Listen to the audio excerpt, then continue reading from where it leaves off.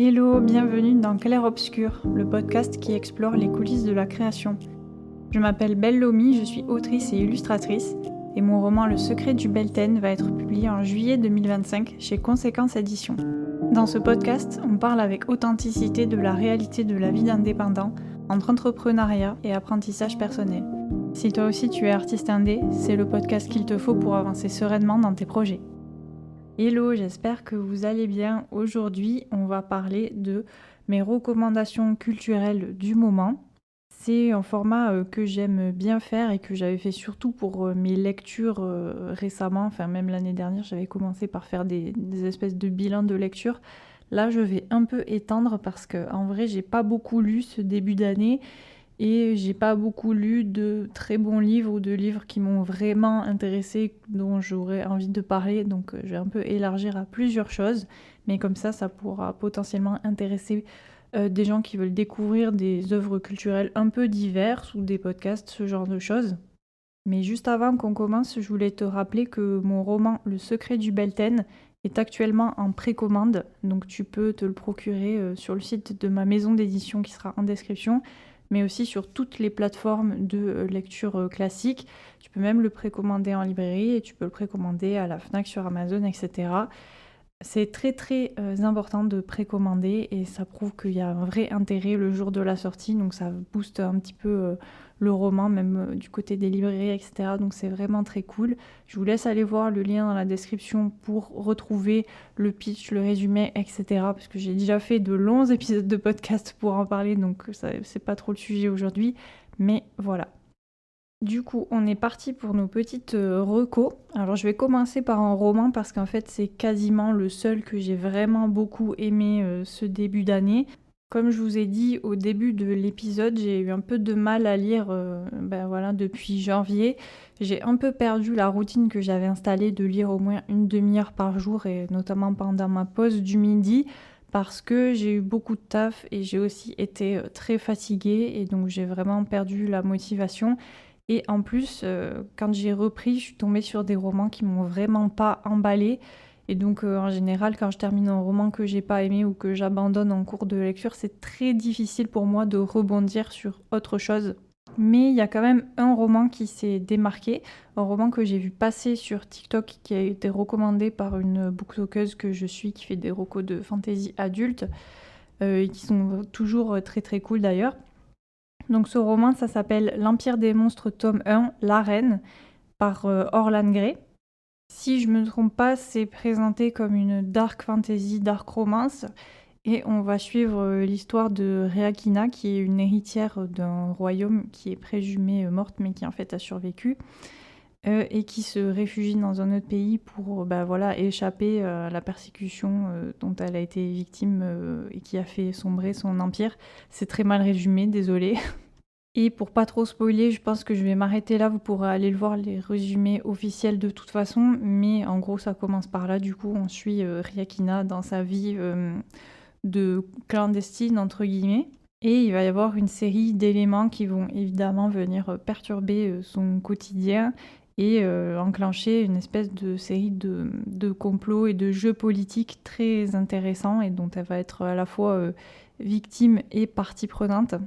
Pour être honnête, j'ai eu un peu de mal à rentrer dedans au début parce qu'il y a vraiment toute une inscription du contexte politique sur le début que moi j'ai trouvé un peu lourde entre guillemets, en tout cas un peu complexe à suivre, et c'est vrai que j'ai pas tout de suite été chopée par le livre, mais j'ai quand même trouvé ça suffisamment intéressant pour continuer parce que moi je suis quelqu'un qui a aucun mal à abandonner les livres, et si en 10 pages ça m'a pas convaincue, je laisse tomber, ça me pose pas de problème. Mais là c'était quand même assez intéressant et assez bien écrit, et surtout très vite on sent vraiment ce côté dark. Et c'est vraiment ce que j'étais venue chercher dans ce roman, c'est des personnages moralement très très gris, qui sont ni pour le bien ni pour le mal, enfin qui ont des objectifs un peu obscurs parfois, ou même égoïstes, mais du coup ça fait qu'on ne sait pas s'ils vont prendre les bonnes décisions ou pas. Et moi c'est vrai qu'en ce moment j'ai envie de lire des livres avec ce type de personnages, parce que c'est aussi ce que j'aime écrire et ce que j'ai essayé de faire dans Le secret du Belten, et du coup j'avais envie de lire ça. Et ça a été, vraiment un des points forts du roman, enfin même le point fort je pense, c'est l'écriture des personnages qui sont vraiment, vraiment très, très gris quoi. Tout en étant hyper crédible parce qu'on comprend totalement quel est leur passif, ce qu'ils ont vécu avant et qui les pousse à avoir ce genre de motivation. Enfin vraiment il y a une psychologie des personnages qui est ultra travaillée, ultra présente et évidemment l'univers de fantasy, une fois que j'ai réussi à rentrer dedans, j'étais vraiment happée et il y a certaines scènes qui sont vraiment hyper prenantes, notamment la scène de l'arène dont le premier tome tire son nom, qui est vraiment hyper immersive et très très angoissante en vrai et très bien écrite. Plus évidemment la romance qui se tisse parce que ça reste une romantaisie je crois officiellement, qui est aussi très très chouette avec un personnage masculin assez insaisissable et un développement de la relation entre les deux qui est assez atypique au final et qui est super intéressante à voir parce que ça suit pas une évolution de schéma classique avec des développements de schéma classique. Il y a vraiment des dynamiques particulières qui sont très chouettes à découvrir et qu'on voit assez rarement. Et du coup, finalement, j'ai passé vraiment un super moment de lecture. C'était pas un coup de cœur parce que j'ai quand même eu du mal à rentrer dedans au début. Mais franchement, ça fait partie de mes top lectures et je pense que je me souviendrai de ce roman vraiment longtemps parce que ça m'a marqué. Bon, évidemment, vu que c'est quand même de la dark fantasy, c'est pas forcément destiné à tous les publics, donc allez vraiment lire le résumé et allez voir les trigger warnings, etc. Mais si jamais vous avez aucun problème avec ce type de sujet, foncez parce que c'était vraiment super quoi. Et j'ai qu'une hâte, c'est que le tome 2 sorte et je suis très contente de l'avoir lu que maintenant parce que j'aurais jamais eu la patience d'attendre 1 an de savoir la suite parce que l'affaire en plus c'est vraiment hyper marquante. Ça met un coup derrière la tête, j'étais là, non c'est pas possible. Et donc c'est trop bien, on aime trop quand les romans ils nous procurent ce genre d'émotion, donc vraiment super lecture. Pour continuer un peu dans la rubrique lecture, mais pas vraiment, je suis tombée récemment sur le podcast de Marine Decadenet qui s'appelle Entre les pages et c'est un podcast où récemment elle a fait des épisodes très courts où elle lit des extraits de son texte ou alors elle explique comment elle a écrit son texte et notamment ces épisodes de lecture, j'ai trouvé ça vraiment super. Parce que c'est pas des choses qu'on a l'habitude de voir dans les podcasts d'écriture et de lecture, mais elle a vraiment un ton très particulier, une prosodie particulière et vraiment elle raconte hyper bien, elle lit hyper bien et quand elle a lu le prologue et que j'ai écouté ça, ça m'a donné qu'une envie, c'est d'acheter son roman qui s'appelle La Reine enchaînée d'ailleurs. Et pour moi qui fais aussi de la fiction audio, où pareil j'essaye de raconter des histoires à l'oral, ça m'a vraiment aussi marqué comment elle raconte son texte et donner de l'inspiration, quoi. Donc voilà, c'était la petite parenthèse reco. Encore une fois, ça plaira pas forcément à tout le monde parce que c'est du podcast et c'est quand même un sujet très spécifique sur l'écriture. Mais si c'est votre cas, je vous encourage à aller écouter. Évidemment, je mettrai les liens de tous ceux que j'ai évoqués dans la description du podcast, comme ça vous pourrez retrouver très facilement. Ensuite, podcast encore que j'ai découvert il y a vraiment très peu de temps, alors que ça fait un moment quand même que ça existe, c'est le podcast Art de vivre de Daphné Moreau, qui est, comme son nom l'indique, un podcast sur, un peu le développement personnel en fait, où elle fait des épisodes, assez, divers et variés. Je vais essayer de retrouver, le podcast comme ça je pourrais vous lire par exemple les sujets, d'épisodes. Donc, par exemple, récemment, elle a fait un épisode sur l'auto-sabotage que j'ai trouvé très chouette. Elle a aussi fait un épisode sur l'amitié. Donc ça, j'ai pas forcément écouté parce que moi, je préfère les trucs qui sont un peu plus axés développement personnel, mais aussi business. Enfin, en tout cas, que je peux utiliser dans ma vie professionnelle. Je suis pas là pour avoir des conseils sur ma vie privée mais tout ce qui est conseil sur la vie professionnelle et parfois elle mêle un peu les deux et finalement c'est assez intéressant, notamment il y avait un épisode aussi sur la procrastination et la surcharge mentale qui était très très chouette et vraiment avec des vraies clés comme j'ai essayé moi de le faire dans l'épisode par exemple de la semaine dernière sur comment rester motivé avec une analyse du sujet, un peu déconstruire certaines pensées bloquantes qu'on peut avoir par rapport à ce sujet et des vraies clés pour essayer de surmonter des vrais tips et astuces quoi, pour pas rester bloqué dans ce schéma où elle dit pas juste c'est pas bien de procrastiner. Donc si, vous êtes friand de ce genre de trucs, hésitez pas à aller voir. Comme j'ai dit, il y a vraiment beaucoup de sujets d'épisodes variés et moi, encore une fois, j'écoute pas tout, j'écoute que les sujets qui m'intéressent, mais je pense quand même qu'il y a des vraies choses à tirer et des vrais conseils à tirer de, ce podcast et ce qu'elle explique. Parce qu'en plus, elle le fait, avec beaucoup de bienveillance et en même temps beaucoup, d'objectivité. Ce qui fait qu'on n'a pas vraiment de mal à accepter les conseils qu'elle nous donne et la façon de le mettre en place parce que ça peut être, quand même un peu compliqué de s'entendre dire qu'on procrastine et que du coup on n'avance pas et cetera. Mais là, c'est vraiment pas, sur un ton, culpabilisateur et cetera. Au contraire, c'est vraiment, bienveillant et motivationnel et ça peut faire du bien quand on est dans des mauvaises passes, quoi. Et là, c'est un peu pareil que, Marine de Cadenet. Elle a vraiment aussi un ton très posé et une voix très calme qui, font partie vraiment de l'expérience d'écoute et qui rendent vraiment l'écoute super, super sympa et vraiment un moment de détente, en fait. Que même si elle te donne des conseils que tu peux appliquer à ton business et que ça fait réfléchir et cetera, il y a vraiment ce côté, calme et apaisant et je l'écoute moi notamment quand je vais faire, des balades le midi, que je marche un peu pour, m'aérer, prendre le soleil et tout ça et c'est vraiment super, ça rentre vraiment dans ce mood de moment pour soi et d'espace, mental, tranquille et c'est très, très chouette. Je voulais aussi en parler vite fait, dans cet épisode parce que je ne l'ai pas fait, avant, mais récemment je me suis mis à une nouvelle activité manuelle qui est le collage et qui est vraiment très chouette. Je pensais pas que j'apprécierais autant et c'est pareil, c'est très, très, apaisant. En fait, du coup, je récupère des prospectus que je reçois dans la boîte aux lettres. J'ai une colle basique et tout simplement, je découpe dans les prospectus. Donc je peux découper, des formes, des lettres, des mots ou juste, des aplats de couleurs dans lesquels je découpe moi des formes et je colle tout ça sur une page blanche et en général, j'essaye de me donner un petit thème au début, histoire d'avoir une petite, ligne directrice. Par exemple, j'ai fait le thème plantes, j'ai fait le thème, orage, enfin voilà, des trucs un peu comme ça, qui me donnent une indication sur les couleurs que je peux chercher dans les prospectus, les idées que j'aimerais bien mettre en place et tout. Mais l'objectif, c'est vraiment pas de faire des choses esthétiques ou trop réfléchies. Donc même si j'ai cette petite ligne directrice, parce que moi je trouve ça plus facile que d'être en full liberté, parce que ça peut être un peu difficile d'avoir sa page blanche et 50 pages de prospectus dans lesquels on ne sait pas trop quoi faire. Donc ça m'aide d'avoir un truc un peu à chercher comme ça mais je me mets pas du tout la pression, je découpe pas bien, je découpe à l'arrache, je colle à l'arrache, il y a des bulles, etc. Et je cherche pas à avoir un résultat esthétique, magnifique, beau, c'est pas une œuvre d'art quoi le truc, c'est vraiment plus une activité de détente et de repos mental aussi parce que moi je fais quand même beaucoup de choses dans mes semaines et je fais beaucoup de choses, créatives qui demandent beaucoup d'énergie. Par exemple, j'écris toute la semaine des romans, je dessine aussi, je fais le tournage et le montage de cet épisode pour lequel il faut que je fasse, des recherches en amont.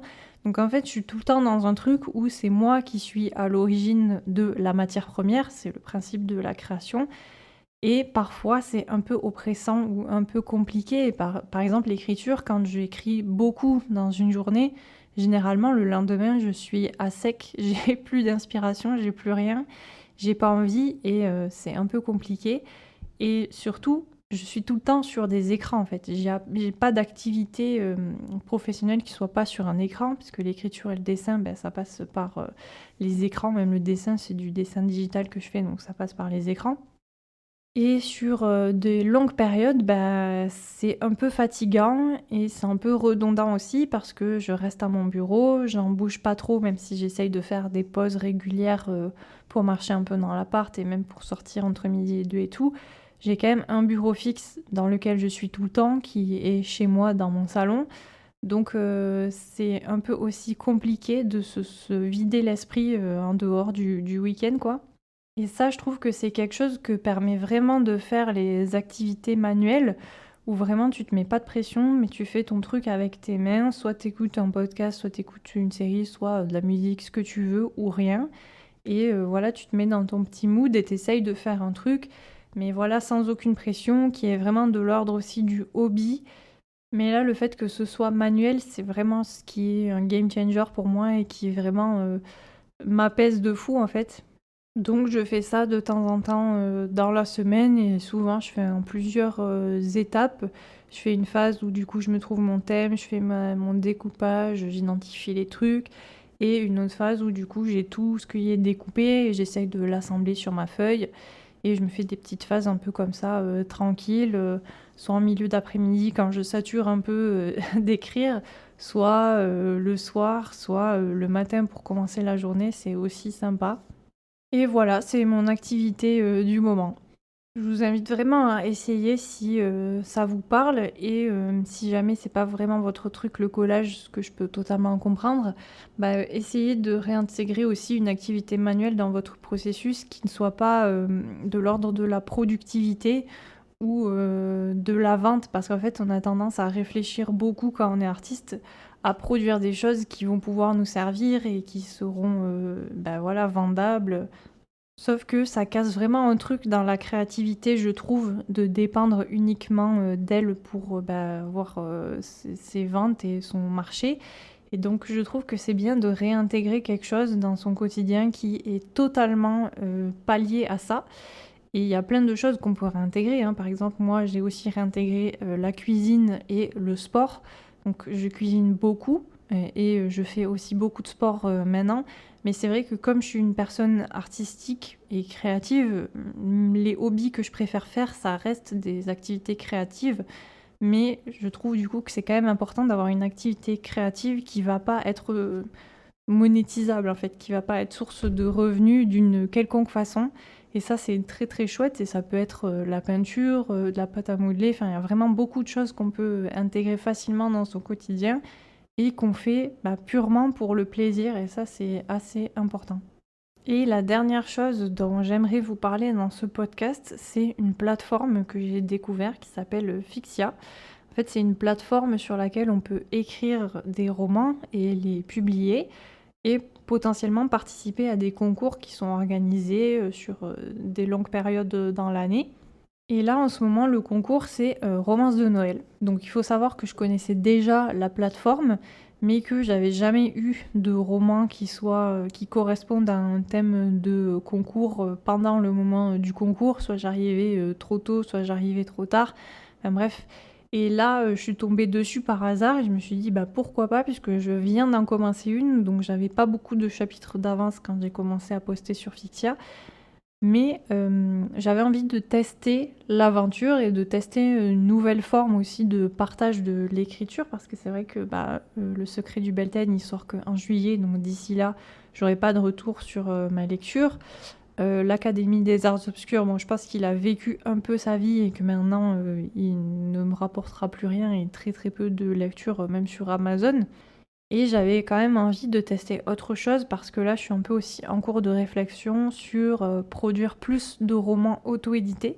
Parce que j'ai quand même pas mal de romans que j'ai écrits bah, depuis plusieurs années maintenant, mais qui sont restés dans des tiroirs en fait. Et je me dis que c'est un peu dommage qu'ils puissent pas exister. Et c'est vrai que comme j'écris beaucoup, bah, les maisons d'édition, c'est quand même un rythme qui est beaucoup trop lent par rapport à mon rythme d'écriture. Mais pareil, j'en avais déjà parlé, donc je vais pas m'étendre là-dessus, mais en gros, j'écris beaucoup plus vite que une maison d'édition ne peut publier. Et moi, je suis capable d'écrire un roman par mois, en fait, si je me focus vraiment sur l'écriture. Donc, je me dis que ça pourrait être sympa quand même de tenter l'auto-édition en parallèle de la maison d'édition, hein. C'est pas pour remplacer, j'aimerais bien faire les deux. Mais du coup, ce que permet Fixia, c'est aussi de se faire un avis du public qui potentiellement va lire ces textes, puisque là, mon texte, il est pile poil dans le thème du concours, donc je sais que le lectorat qui va aller voir sur Fixia et qui va commenter, etc., c'est vraiment le lectorat qui potentiellement pourrait l'acheter sur Amazon en auto-édition. Et donc c'est intéressant pour moi de poster mes chapitres et d'avoir les retours des gens. Et en plus, c'est quelque chose que j'avais jamais fait, parce que j'avais testé rapidement Wattpad, mais sans vraiment me préoccuper. Et j'ai jamais accroché à Wattpad, je sais pas pourquoi, ça m'a jamais parlé. Mais là, Fixia, bizarrement, ça me parle bien et j'apprécie poster dessus. Il n'y a pas de pression quelconque, pareil, je fais pas ça dans un quelconque objectif financier. Je n'ai pas, l'ambition ni l'envie de gagner le concours.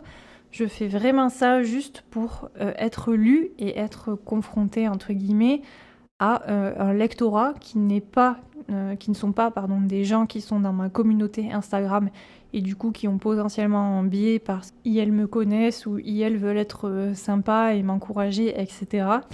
Et je suis confrontée aussi aux vraies personnes qui sont intéressées par ce thème, parce que je sais que dans ma communauté, il y a beaucoup de lectrices, mais il y a aussi des gens qui lisent pas de romances contemporaines, pas de romances lesbiennes, et qui lisent principalement de la fantaisie. Donc je sais que ces personnes-là, elles vont pas être intéressées par mes romances contemporaines. Par contre, le public qui est sur Fixia, notamment dans le cadre de son concours, l'est fondamentalement. Et franchement, c'est super. Jusqu'à présent, là, ça fait 3 jours, donc je vais pas m'emballer, mais j'aime beaucoup l'expérience, c'est très chouette, les gens sont vraiment très sympas. Il y a beaucoup de monde aussi, je pensais vraiment pas que j'allais avoir des lectures aussi rapidement et des retours aussi rapidement, mais en fait, si, il y a vraiment des gens qui sont intéressés et intéressants. Donc ça remotive un peu et je sais que ça peut parler aux auteuristes qui écoutent ce podcast, puisque vous pouvez vous aussi directement utiliser Fixia ou d'autres trucs du genre. Mais ça peut vraiment s'appliquer à tous les artistes parce que je pense qu'en fait l'idée derrière ça, c'est d'aller dans des choses dans lesquelles on serait jamais allé en fait et de sortir de sa zone de confort, même si j'aime pas trop cette expression parce que c'est un peu galvaudé, je trouve, et on s'en sert vraiment un peu pour culpabiliser les gens. Genre, rester dans sa zone de confort, ce serait quelque chose de négatif et ça te ferait tourner en rond et t'évoluerais pas, etc. Je suis pas sûre d'être d'accord avec toutes ces affirmations, mais l'idée là, c'est juste voilà, de tester différentes choses et des choses ouais, vers lesquelles on n'aurait pas forcément été de prime abord mais qui en fait résonne bien parce que on a testé et il se trouve que ça se passe bien. Et quand j'avais testé Wattpad, il s'est trouvé que ça s'est pas bien passé. Donc il n'y a pas de pression non plus sur le fait que ça se passe bien ou pas bien.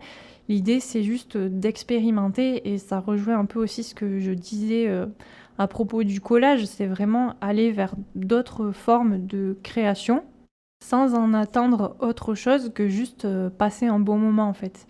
Et c'est un peu des basiques, mais qu'on a tendance à oublier, et notamment quand on est dans une carrière artistique où on est obligé de répondre à certaines exigences de productivité et de créativité constante.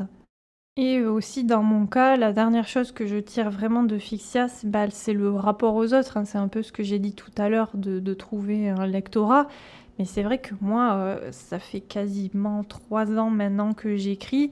J'ai rarement été confrontée à mon lectorat parce que j'ai pas organisé de bêta lecture ni d'alpha lecture parce que c'est quelque chose avec lequel je suis un peu mal à l'aise. Enfin, je l'ai fait une fois en vrai, et ça s'était bien passé. Mais je crois que j'aime pas faire lire mes textes quand ils sont à un early stage. Mais en même temps, ça fait quelque temps que j'éprouve une certaine solitude et un certain manque aussi de ce rapport aux gens. Mais c'est vrai que dans la bêta lecture, il y a le truc de demander gracieusement à des gens de lire ton texte et de te faire des retours. Et en fait, moi, j'avais pas envie de ça non plus. J'avais pas envie qu'on fasse des analyses détaillées pour me dire il faudrait développer ça. J'avais pas envie de faire un travail éditorial, quoi. Pour l'instant, c'est pas la phase dans laquelle j'ai envie d'être. Même si je vais vers de l'auto-édition, il faudra que je me confronte à ça. Mais pour l'instant, c'est pas ce que j'avais envie de faire. J'avais juste envie de me confronter à un lectorat qui serait critique dans le sens qu'il serait capable de me dire si c'est bien ou pas bien, mais voilà, sans partir dans des considérations techniques de forme ou de fond. Et vraiment juste, est-ce que j'ai apprécié ma lecture ou est-ce que j'ai pas apprécié? Et ça, c'est quelque chose que je trouve totalement sur Fixia. Et ça répond vraiment à ce besoin de combler une certaine solitude dans ma pratique artistique, quoi. Donc ça, c'est vraiment très chouette. Et d'autant plus que je m'y attendais pas du tout, parce que comme mon expérience sur Wattpad, c'était un peu genre poster et ensuite être dans le néant de Wattpad et avoir genre 2 personnes qui viennent lire un scred mais qui commentent pas, Je pensais vraiment que ça allait se passer comme ça, parce qu'en plus, il y a beaucoup de gens qui sont quand même sur Fixia. Mais en fait, il y a une grosse communauté qui est assez investie et j'ai très vite eu des lectrices qui sont venues me souhaiter la bienvenue déjà sur la plateforme et puis après lire ce que j'avais fait, quoi, sans que j'aille les chercher, sans que je fasse de promo sur Instagram, sans que j'ai de travail supplémentaire. Donc ça aussi, c'était positif et rassurant. Donc voilà pour mes recos de la semaine. Je sais que c'était un épisode un peu plus léger que d'habitude parce que au moment où j'enregistre, je sors de 2 heures d'écriture sur cette romance de Noël et je suis un peu fatiguée et là ça va être l'heure d'aller manger, donc j'ai un peu faim aussi. Et je me sens pas non plus de faire toutes les semaines des épisodes comme celui que j'ai fait la semaine dernière sur comment rester motivé parce que ça demande beaucoup de travail et beaucoup d'énergie et c'est vrai que j'aimerais bien que le podcast reste aussi quelque chose d'un peu léger pour moi en tout cas et d'un peu que ça puisse vous être utile sans que j'ai à faire des mini essais toutes les semaines. Donc voilà, j'espère que ça vous aura quand même intéressé. N'hésitez pas si vous avez des idées de sujets ou de thématiques que je pourrais aborder. Pensez à vous abonner si ça vous a plu, à laisser 5 étoiles, ça aide vraiment le podcast. Et là en plus, on est sur une bonne dynamique, je trouve. J'ai eu pas mal de nouveaux abonnés et une belle croissance et donc je trouve que c'est bien. Et j'aimerais bien continuer dans cette lancée, donc si vous pouviez m'encourager en laissant une petite note positive, ce serait vraiment super cool. Je vous souhaite une bonne semaine et nous on se retrouve mercredi prochain pour un nouvel épisode. Ciao!